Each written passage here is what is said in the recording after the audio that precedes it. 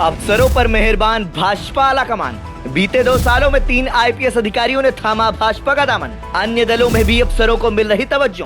देश में लोकसभा का चुनाव प्रसार अपने चरम पर है। सभी राजनीतिक पार्टियां पूरे दमखम के साथ चुनावी मैदान में हैं। इस दौरान पार्टियों में भगदड़ भी खूब है। ये यूं कहें कि नेता से लेकर अफसर तक सभी अपनी सहूलियत और विचारधारा के अनुरूप राजनीतिक पार्टियों की सदस्यता ले रहे हैं। हालांकि चुनावी समर के दौरान अगर नौकरशाह सियासी दलों का दामन थामते हैं तो सबकी नजरें उन पर टिक जाती हैं। हालिया चुनाव में भी नौकरशाहों का सियासत में आने का सिलसिला जारी है। दरअसल बीते मंगलवार को रिटायर्ड आईपीएस प्रेम प्रकाश के भाजपा में शामिल होने से साफ हो गया कि यह चलन आगे और बढ़ेगा। दरअसल बीते 2 साल में प्रदेश के 3 आईपीएस अधिकारियों ने भाजपा की सदस्यता ली है। हालांकि अफसर अगर दलित कम्युनिटी से हैं, तो पार्टी उन्हें खास तवज्जो दे रही है। गौरतलब है कि साल 2014 के लोकसभा चुनाव में भी मुंबई के पुलिस कमिश्नर रहे सत्यपाल सिंह ने भाजपा ज्वाइन की थी। इसके बाद वह सांसद और केंद्रीय मंत्री भी बने। इसके बाद साल 2015 में यूपी के रिटायर्ड डीजीपी ब्रजलाल ने भी भाजपा से सियासी सफर की शुरुआत की थी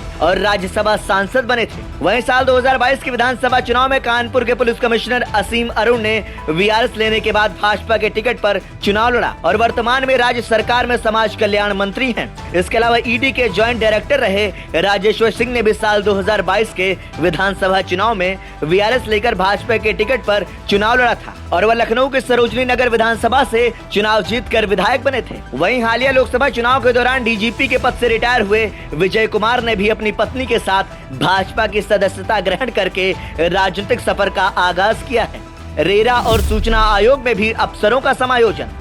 राज्य सरकार ने सेवानिवृत्त हुए कई आईपीएस अफसरों को दोबारा सिस्टम में लाने की बड़ी पहल भी की है। विजिलेंस डायरेक्टर पद से रिटायर हुए भानु प्रताप सिंह को रेरा में सदस्य बनाया गया है। इसी तरह डीजी इंटेलिजेंस के पद से रिटायर हुए भवेश कुमार सिंह और सेवानिवृत्त हुए डीजीपी आरके विश्वकर्मा को सूचना आयोग में मुख्य सूचना आयुक्त के पद पर तैनात किया गया है। वहीं रिटायर्ड आईपीएस सुबेश कुमार सिंह, सुधीर कुमार सिंह और गिरजेश कुमार चौधरी को भी सूचना आयोग में सूचना आयुक्त बनाया गया है। दलित वोट बैंक में सेंध की कवायद। भाजपा में दलित अफसरों की वाइल्ड कार्ड एंट्री का असली मकसद दलित वोट बैंक में सेंध माना जा रहा है। उदाहरण के तौर पर ब्रजलाल और प्रेम प्रकाश लंबे वक्त तक बसपा सरकार में अहम पदों पर रहने के दौरान दलितों को न्याय दिलाने की मुहिम चलाते रहे। दलित वोटरों के बीच उनकी लोकप्रियता को भांपकर ही भाजपा ने उन्हें तत्काल पार्टी में शामिल करके अहम पदों पर नियुक्त किया है। अन्य दलों में भी मिल रही तवज्जो।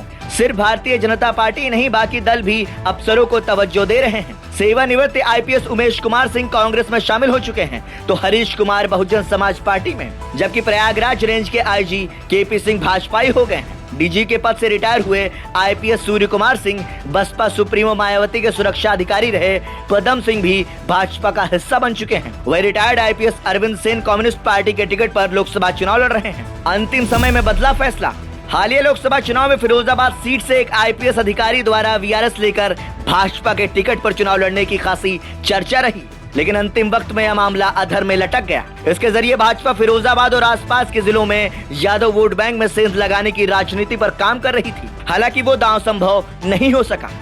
ब्यूरो रिपोर्ट, संदेश वाहक।